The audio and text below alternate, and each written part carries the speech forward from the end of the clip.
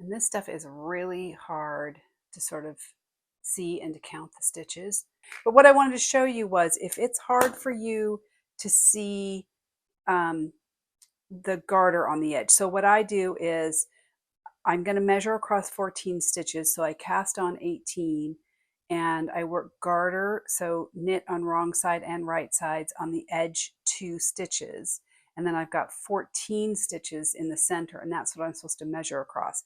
But if it's hard for you to even see the difference between purls and knits with this yarn, and you really want to get a good gauge, what you can do is knit those first 2 stitches and then use an opening marker and put it around the yarn, right? So I've got it dangling on my yarn, push it up against the stitch you just knitted and carry on.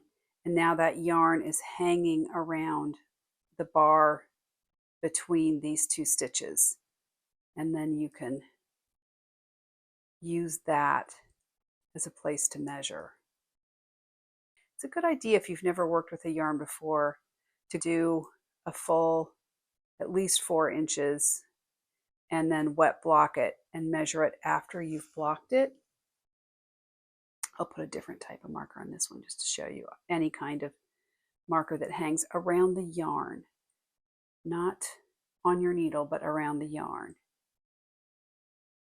All right, so now you can see I've got these markers hanging here. And I know I placed those between on the outside of 14 stitches, so I can just measure between those 2 markers. And you can use this anytime you have to measure gauge. So there you go. I'm supposed to get 6 inches in 14 over 14 stitches, and I'm spot on. You can use this also over 4 inches, whatever the pattern is telling you that you need to get, so many stitches in so many inches. Just place a marker on either side of that amount of stitches and measure between them. Again, if I were doing this properly, I should go up the full 4 inches and I should block it. The most important thing is to get a fabric you like.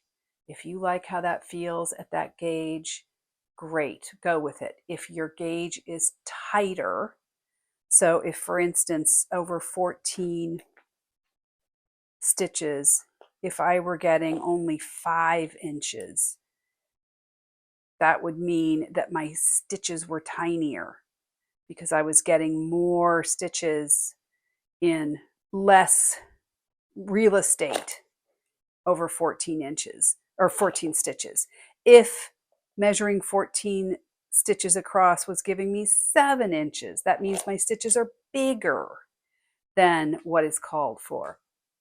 So if you're getting a smaller gauge, you want to maybe just go up, especially if you're kind of in between sizes, just knit the bigger size, and that should help. If, on the other hand, you're getting a bigger gauge than called for, if your stitches are bigger, maybe go down a size. We've got a video where you can figure out your gauge very specifically and figure out what size you should knit to get exactly the bust you want, given your gauge that you're getting. If it's off, you can go watch that if you want. Row gauge, you can use that same trick where you would place a marker in what you know is row 1 and then knit to row whatever and place another marker and then measure that, because counting rows in this is just about impossible.